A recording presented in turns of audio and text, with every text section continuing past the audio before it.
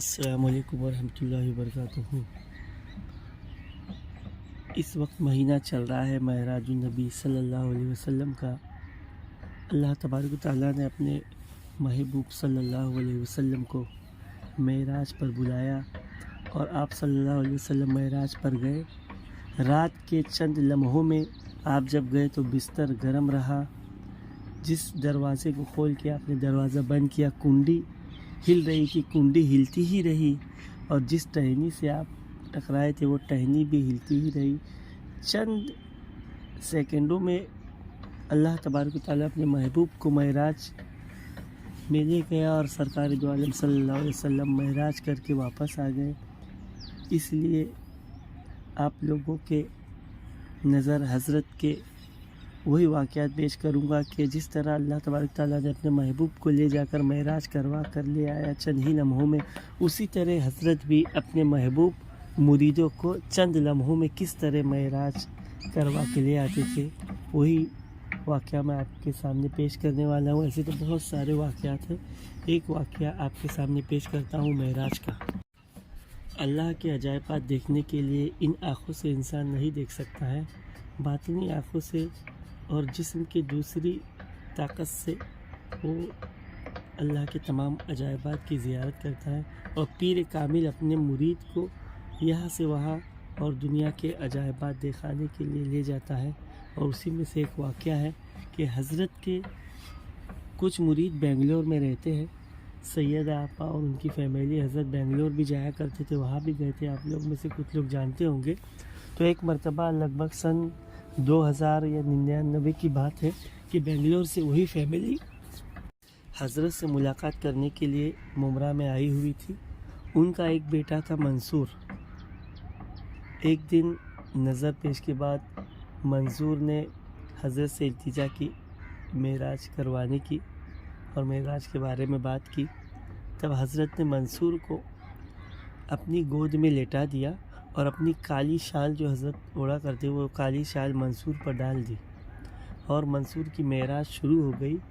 اور منصور نے دیکھا کہ یہاں پہ منصور کا جسم بالکل مر چکا ہے، بالکل ٹھنڈا پڑ گیا۔ ہم لوگوں نے ہاتھ لگا کر دیکھا منصور یہاں پر بے ہوش پڑا ہوا ہے، اور منصور جو ہے حضرت کے ساتھ معراج میں دیکھ رہا ہے کہ حضرت اس کو لے گئے سب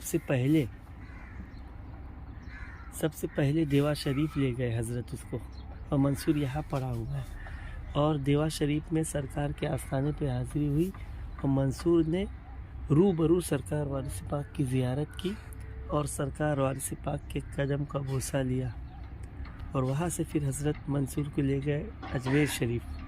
اجمیر شریف میں بھی منصور غریب نواز رحمۃ اللہ علیہ کی ڈائریکٹ زیارت ہوئی، اور غریب نواز کے قدم کا بھی بوسہ لیا، اور غریب نواز کی بھی زیارت ہونے کے بعد وہاں سے حضرت منصور کو لے گئے بغداد شریف۔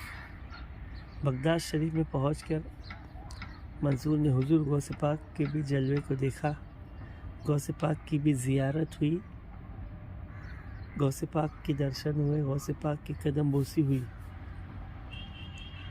وہاں سے پھر حضرت اس کو منصور کو لے گئے حضرت علی مولا علی مشکل کشا کی بارگاہ میں۔ مولا علی کو منصور نے دیکھا، اور وہ خود بیان کرتا ہے کہ مولا علی تخت پر بیٹھے ہوئے، وائٹ امامہ شریف آپ نے پہنا ہوا ہے۔ مولا علی کی بھی زیارت کرنے کے بعد منصور ایک دم بے خود ہو گیا، اور پھر وہاں سے کربلا لے گئے امام حسین رضی اللہ تعالیٰ عنہ کے روضے پر۔ اس وقت محرم کا مہینہ تھا، تو امام حسین کے روضے پر لے جانے کے بعد وہاں پہ امام حسین کی زیارت نہیں کروائی گئی، صرف مزار شریف کا بوسہ لے کر واپس لے آیا گیا۔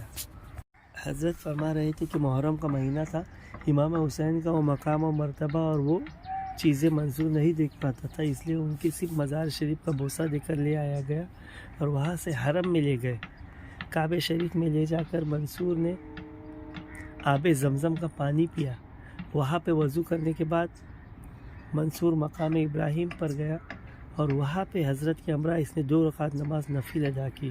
اس کے بعد عمرہ کی ساری رسمیں ادا ہوئی، کعبہ شریف کا طواف ہوا۔